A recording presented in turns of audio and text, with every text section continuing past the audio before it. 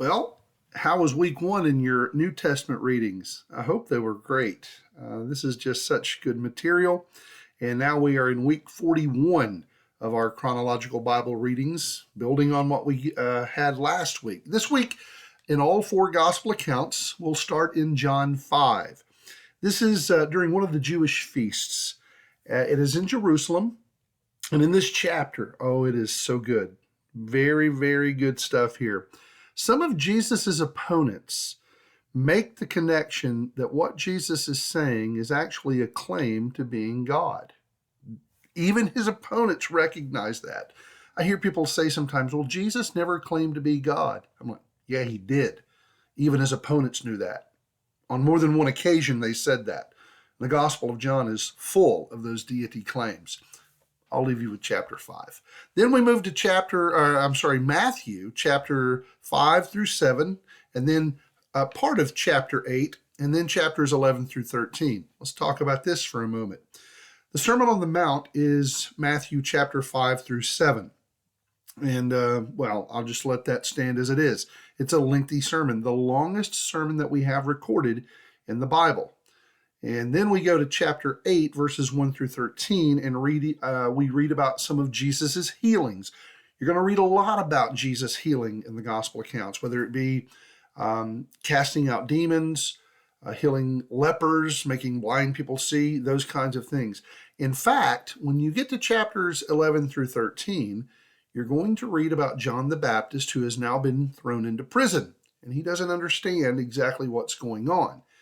He has seemingly become so distraught that he sends disciples to ask Jesus, are you the one? I mean, he's preached that very boldly, but now he's in prison. And so he's wondering, did I miss it? Should we look for someone else who will be the Messiah? And here's what I love about it. Jesus doesn't just answer yes or no. Instead, he says to the disciples that John sent to him, go back and tell John that the lame are walking, the blind are seeing, the deaf are healing, the sick are healed, the dead are raised, the gospel is preached to all people. And you think, okay, what kind of an answer is that? Well, I'll tell you. It's exactly the kind of answer that John needed, because John would be familiar with the prophet Isaiah. And what we have is chapter 29 and 35, and I think even into chapter 61, we know that Isaiah said some things about what you could expect when the Messiah had arrived. And guess what those things were? Lame people will walk. Blind people will see. The deaf will hear. I mean, this is the answer that Jesus gives. And John could hear that in his prison cell and say, you're the one. You're the one. Just great, great stuff there. Jesus also has to debate with Pharisees because he heals on the Sabbath and he breaks one of their man-made rules. He didn't break a rule, by the way, but according to them, he did. And he also preaches using several parables. Now, let's move to Mark chapter 3. We read about Jesus healing a man on the Sabbath.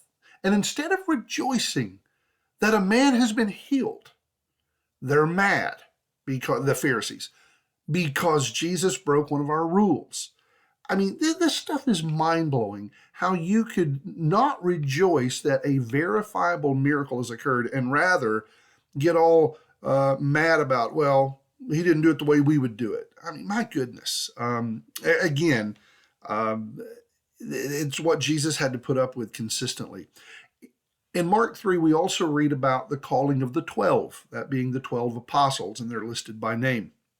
By the way, you're going to notice in the apostles list, sometimes the names, like Matthew, is also called Levi. So just keep in mind that different gospel writers give different names on a couple of them. Then let's finish up with Luke chapter 6 through 8. Jesus performs numerous miracles. And again, we read about his calling of the 12, and they're specifically named. And then there's this story of a woman who anoints Jesus's feet with perfume. And you say, oh, wait, I read about that in John. Different account. How do I know that? Well, the one we read about in Luke is going to be up in the north, somewhere in Galilee. And it's early in his ministry. Well, the one we will read about in John is actually near Jerusalem, right before his death. So those are two different accounts. So when people say, oh, they've got the timing off, oh no, the timing is fine. Just like the temple cleansing. I think there's more than one of them. Well, there's definitely more than one of those anointings. So keep that in mind. And again, several parables are listed in Luke's account. Well, that's what I have for you in the overview video this week. I pray that this will be a blessing as you read. I'm telling you, it is just making my spirit rejoice over and over again as I go back and I read about my King, who is Jesus, the Lord God. Man, hope it's a great week for you.